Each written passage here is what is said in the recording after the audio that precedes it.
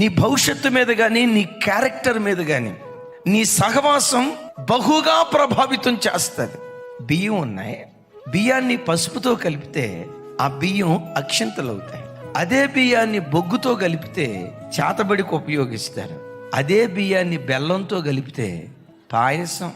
నీవెవరితో కలుస్తావో నీ వ్యక్తిత్వం కూడా అలా మార్చబడుతుంది.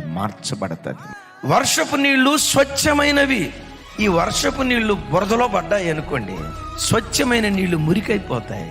అదే వర్షపు నీళ్లు వేడిగా ఉన్న పెన మీద పడ్డాయి అనుకో, ఆవిరైపోతాయి. అదే స్వచ్ఛమైన వర్షపు నీళ్లు ముత్యపు చిప్పల్లో పడితే ముత్యాలుగా అవి మార్చబడిపోతాయి. దైవజనమా, నీ ఆధ్యాత్మిక జీవితం మీద నీ స్నేహం చాలా ప్రభావితం చూపిస్తుంది అని ఎరిగి నీ స్నేహాల విషయంలో యేసు నామములో జాగ్రత్తగా ఉందువుగాక.